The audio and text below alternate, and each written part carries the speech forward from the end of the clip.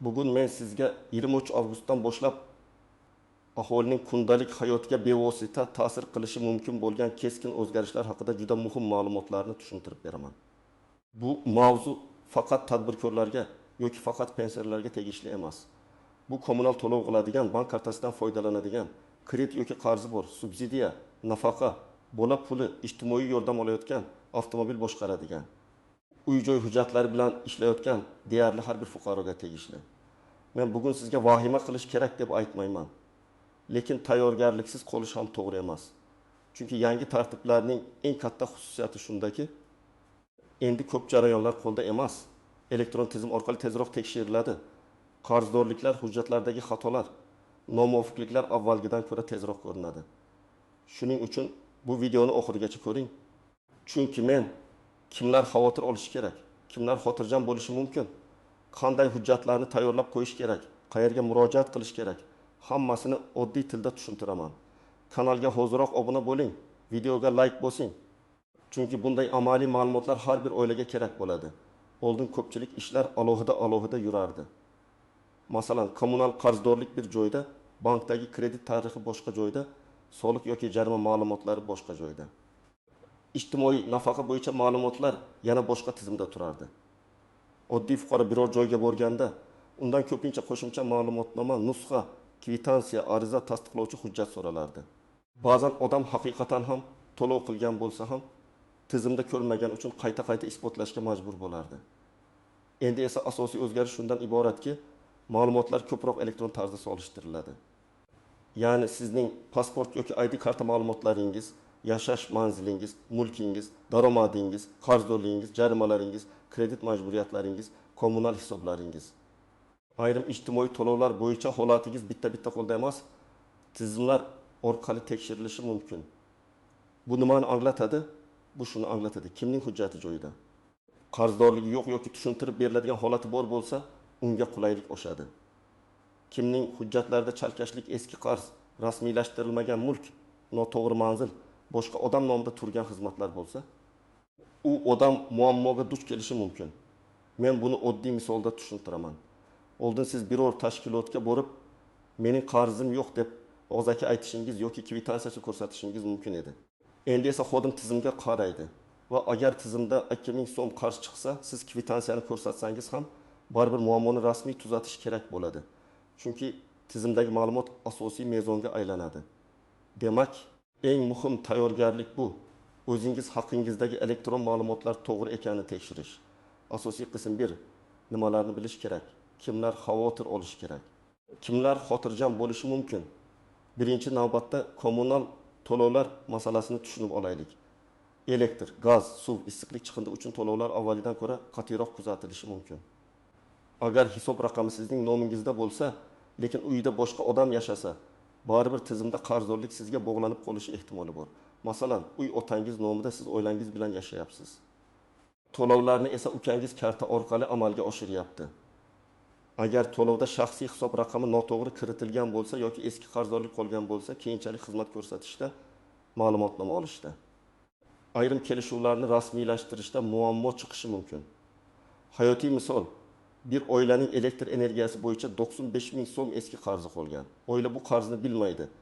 Chunki har oy hozirgi to'lovlarni qilib kelgan.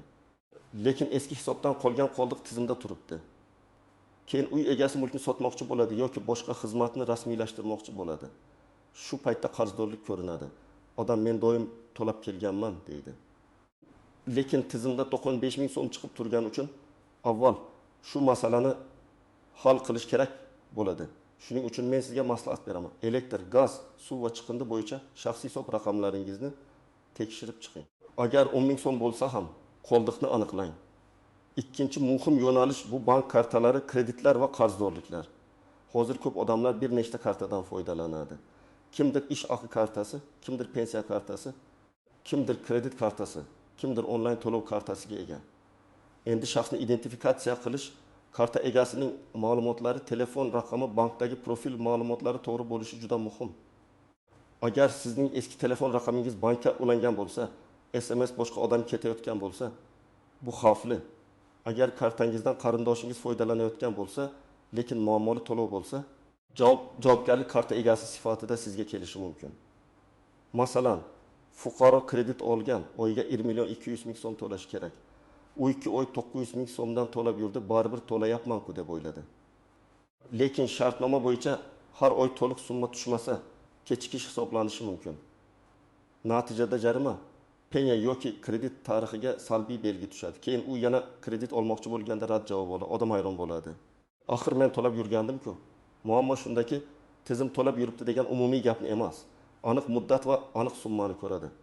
Demak, kredit bo'lsa, to'lov sanasini, minimal to'lov miqdorini, kechikish bor yo'qligini tekshirish shart. 3-yo'nalish ijtimoiy yordam, nafaqa, bola puli subsidiya masalasi. Bu yerda ham yangi yondashuvning mohiyati shuki, oilaning haqiqiy moddiy ahvoli turli ma'lumotlar orqali tekshirilishi mumkin. Oldin mahalla yoki tegishli idoraga ariza berilganda, ayrim holatlar ko'proq hujjat asosida ko'rilgan bo'lsa, endi daromad, mulk, avtomobil, bank operatsiyalari, rasmiy ish joyi kabi omillar ko'proq solishtiriladi. Bu yaxshi tomoni shundaki, haqiqatan yordamga muhtoj oilalar aniqlanishi osonlashadi. Lekin hujjatlar chalkashlik bo'lsa, haqiqiy muhtoj oila ham vaqtincha rad javobi olishi mumkin. Misol uchun ayol bola puli uchun murojaat qiladi. Oilada real daromad kam, lekin turmush o'rtog'i nomida avvaldan qolgan eski avtomobil bor, avtomobil ishlamaydi. Hovlida turibdi, lekin hujjatda hali ham uning nomida. Tizim esa avtomobil mavjudligini ko'radi va oilaning moddiy holatini baholashda buni inobatga olishi mumkin. Yoki boshqa misol, fuqaro haqiqatda ishsiz, lekin eski korxonada rasmiy ravishda ishdan bo'shatilgani to'liq yopilmagan. Tizimda hanuz ishlayotgandek ko'rinadi. Natijada ijtimoiy yordam masalasida savol tug'iladi. Demak, yordam olmoqchi bo'lganlar o'z mehnat daftarchasi yoki elektron mehnat ma'lumotlari, oilaviy tarkib, manzil, mulk holatini oldindan tekshirish kerak. 4-yo'nalish jarimalar va majburiy ijro masalasi. Avtomobil jarimalari, sud qarorlari, aliment, kredit bo'yicha sudga o'tgan qarzdorlik, soliq qarzi, ijro hujjatlari bor fuqarolar alohida e'tiborli bo'lishi kerak. Chunki bunday qarzdorliklar ayrim xizmatlarda cheklov sifatida ko'rinishi mumkin. Men ko'p uchratadigan holat, haydovchi bidi-belim 1000 so'mlik jarimani vaqtida to'lamagan, keyin ustiga qo'shimcha xarajatlar qo'shilgan. Oradan bir necha oy o'tib, u avtomobilni rasmiylashtirmoqchi bo'ladi yoki boshqa hujjat ishiga kirishadi. Shunda eski jarima muammo bo'lib chiqadi. Odamlar odatda katta qarzdan qo'rqadi, lekin amalda ko'pincha kichik qarzlar katta noqulaylik tug'diradi. Chunki ular unutilib ketadi. Kimlar ko'proq xavotir olish kerak? Birinchidan, kommunal to'lovlar bo'yicha eski qarzi borlar. Ikkinchidan, kredit to'lovini kechiktirganlar. Uchinchidan, aliment yoki sud qarori bo'yicha majburiyati borlar. To'rtinchidan, ijtimoiy yordam olayotgan, lekin hujjatlari to'liq yangilanmagan oilalar. Beshinchidan, uy joyi, mashinasi, yer uchastkasi yoki biznesi boshqa odam nomida, lekin amalda o'zi foydalanayotganlar. Oltinchidan, bankdagi telefon raqami, pasport ma'lumotlari, yashash manzili eskicha qolib ketganlar. Kimlar xotirjam bo'lishi mumkin? Agar sizning hujjatlaringiz tartibda bo'lsa, qarzdorliklaringiz yo'q bo'lsa, bankdagi ma'lumotlaringiz yangilangan bo'lsa, kommunal hisoblaringiz to'g'ri yuritilsa, ijtimoiy yordam bo'yicha ma'lumotlaringiz haqiqatga mos bo'lsa, sizda vahima qilishga asos yo'q. Lekin xotirjam bo'lish tekshirmaslik degani emas. Men har doim aytaman. Bugun 15 daqiqa vaqt ajratib tekshirgan odam ertaga 15 kun yugurib yurmaydi. Endi eng muhim nozik jihatlarga o'tamiz. Birinchi nozik jihat, to'lov qilgan bo'lishingiz qarz yo'q degani emas. Nega? Chunki to'lov noto'g'ri hisob raqamiga tushgan bo'lishi mumkin. Eski shaxsiy hisob raqamiga ketgan bo'lishi mumkin. To'lov tizimida kechikib aks etgan bo'lishi mumkin yoki penya alohida hisoblangan bo'lishi mumkin. Shuning uchun faqat chek borligi yetarli emas. Balans 0 yoki ortiqcha to'lovda ekanini ko'rish kerak. Ikkinchi nozik jihat, mulk sizniki bo'lmasam, sizga bog'lanib qolishi mumkin. Masalan, siz ijarada turibsiz, kommunal shartnomalar uy egasi nomida.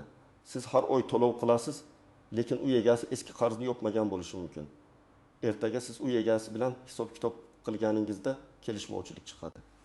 Shuning uchun ijarachilar ham har oy chekni saqlashi, to'lov maqsadini to'g'ri yozishi, imkon bo'lsa uy egasi bilan yozma kelishuv qilishi kerak.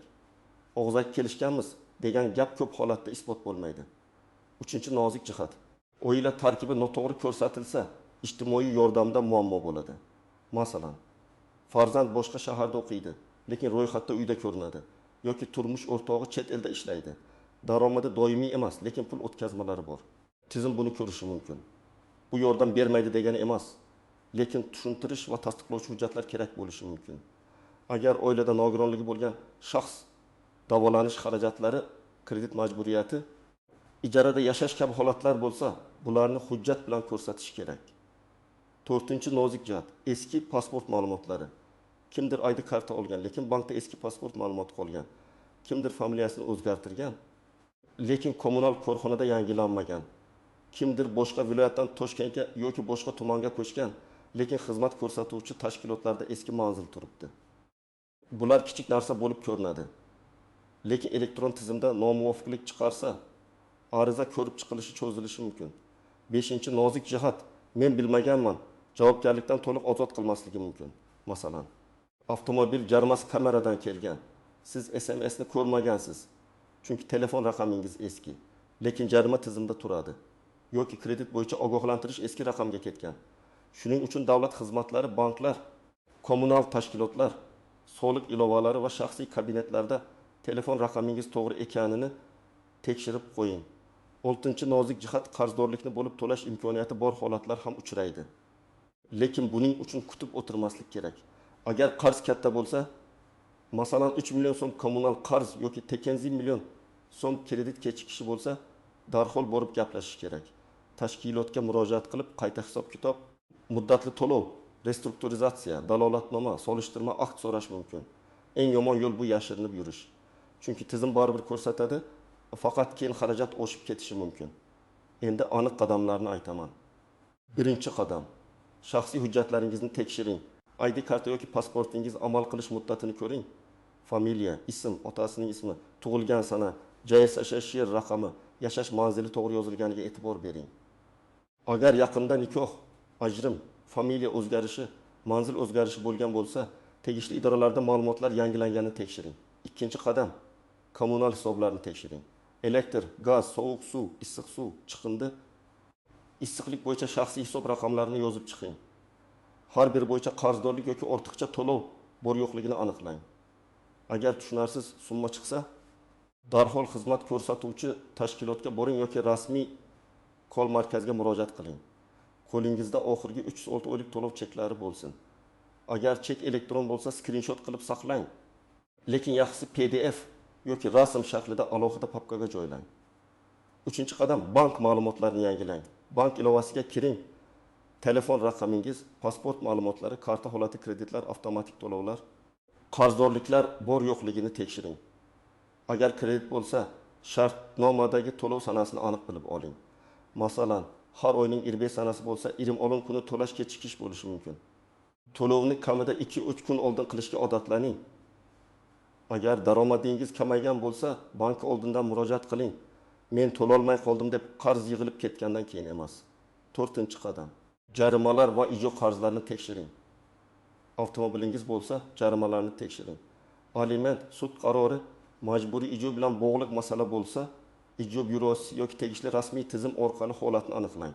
Agar qarz yopilgan bo'lsa, lekin tizimda turib qolgan bo'lsa, to'lov chekini olib, qarzdorlikni yopilgan deb belgilatish uchun ariza bering. Arizada falon sana falon summa to'langan, tizimda qarzdorlik saqlanib qolgan, qayta tekshirib, ma'lumotni yangilab berishingizni so'rayman deb aniq yozing. 5-qadam, ijtimoiy yordam oladiganlar hujjatlarini tayyorlasin. Oilaviy tarkib, farzandlar tug'ilganlik guvohnomalari, nikoh yoki ajrim hujjati. Nogironlik bo'yicha ma'lumotnoma, davolanish xarajatlari bo'lsa, chek va shifokor xulosalari, ijara shartnomasi bo'lsa nusxasi, ishsizlik yoki daromad kamayganini tasdiqlovchi ma'lumotlar kerak bo'lishi mumkin. Men tavsiya qilaman. Barcha hujjatlarni bitta papkaga joylang. Elektron nusxasini telefon va fleshkada saqlang. Chunki ko'pincha odam ariza berishga boradi, bitta hujjat yetishmaydi, keyin yana navbat, yana vaqt yo'qotadi. 6-qadam. Mulk va transport ma'lumotlarini aniqlashtiring. Agar sotilgan mashina hali ham sizning nomingizda bo'lsa, bu xavf, chunki jarima ham, soliq ham, boshqa masala ham sizga kelishi mumkin. Agar uy-joy merosdan qolgan. Lekin rasmiylashtirilmagan bo'lsa, ertaga biror xizmatda muammo chiqishi mumkin. Notarius, kadastr, davlat xizmatlari markazi orqali hujjatlarni tartibga keltirishga harakat qiling. Keyin qilamiz deb yurilgan hujjatlar ko'pincha eng noqulay paytda muammo bo'ladi. 7-qadam rasmiy murojaat qilishni o'rganing. Og'zaki gap bilan cheklanib qolmang. Agar xato topsangiz ariza yozing. Arizada kimga murojaat qilayotganingizni, o'zingizning FIsh telefon raqamingiz, manzilingiz, muammo mazmuni, talabingiz va ilova qilinayotgan hujjatlarni ko'rsating. Masalan, mening shaxsiy hisob raqamim bo'yicha 2,4 so'm qarzdorlik ko'rsatilmoqda. Ushbu summa bo'yicha 2024 yilning may, iyun, iyul oylarida to'lov amalga oshirilgan, cheklar ilova qilinadi.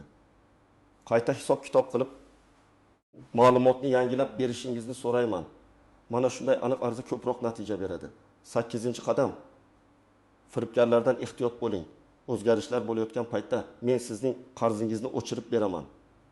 Subsidiya chiqarib beraman. Jarimani yopib beraman. Bankdagi muammoni hal qilaman deydiganlar ko'payadi. Hech kimga karta parolingizni, SMS kodni, pasport rasmingizni, elektron imzo kalitini berib qo'ymang. Rasmiy to'lovni faqat rasmiy ilova, bank, kassalar yoki tasdiqlangan xizmatlar orqali qiling. Agar kimdir oldindan pul so'rasa, ayniqsa tezroq bo'lmasa ulgurmay qolamiz deb shoshirsa, bu juda katta xavf belgisi. 9-qadam. Oilada bitta mas'ul odam belgilang. Har bir uyda kommunal to'lov, kredit, jarima, hujjatlar bo'yicha kimdir javobgar bo'lishi kerak. Masalan, ota kommunalni to'laydi, ona bola puli hujjatlarini yuritadi. Farzand bank ilovalarini tekshiradi. Lekin hamma narsa bitta odamning xotirasiga bog'lanib qolmasin. To'lov sanalarini kalendarga yozing. Har oyning 20 sanasi kommunal, 20 sanasi kredit, 25 sanasi ijara kabi reja tuzing. Oddiy daftar ham juda katta yordam beradi. 10-qadam. Agar tushunmasangiz, befarq bo'lmang. Davlat xizmatlari markaziga boring, mahalla mas'uliga murojaat qiling, bankning rasmiy bo'limiga kiring, kommunal korxonaning abonent bo'limidan solishtirma akt so'rang. Men tushunmadim, shuning uchun yurmadim degan yondashuv eng katta xato. Tushunmagan joyingizni so'rash uyat emas, aksincha. Vaqtida so'ragan odam o'zini katta zarardan saqlaydi. Demak, 23 avgustdan keyingi eng muhim tayyorgarlik bu vahima emas tartib. Hujjatlarni tekshirish, qarzdorliklarni aniqlash, kommunal hisoblarni solishtirish, bank ma'lumotlarini yangilash, jarimalarni ko'rish, ijtimoiy yordam uchun hujjatlarni oldindan tayyorlash kerak. Yangi tartiblarning asosiy ta'siri shundaki, elektron tizimlarda xatolar va qarzdorliklar tezroq ko'rinadi. Kim tayyor bo'lsa, u muammosiz o'tadi. Kim o'zi bo'lar deb yursa, kichkina xato ham katta yugur-yugurga aylanishi mumkin. Men sizga ekspert sifatida eng oddiy, lekin eng foydali maslahatni beraman. Bugunoq 30 daqiqa vaqt ajrating va o'zingiz, oilangiz, uyingiz, kartangiz, qarzlaringiz bo'yicha asosiy ma'lumotlarni tekshiring. Agar hammasi joyida bo'lsa, ko'nglingiz xotirjam bo'ladi. Agar xato chiqsa, uni vaqtida tuzatib olasiz. Sizning hududingizda qaysi masala ko'proq muammo bo'lyapti? Kommunal qarzdorlikmi, bank kreditlarimi, jarimalarmi yoki ijtimoiy yordam hujjatlarimi? Izohlarda yozib qoldiring. Men keyingi videolarda aynan shu mavzularni alohida tahlil qilib beraman. Video foydali bo'lgan bo'lsa, like bosing, yaqinlaringizga yuboring va kanalga obuna bo'ling. Chunki bunday ma'lumotni vaqtida bilgan odam pulini, vaqtini va asabni asrab qoladi.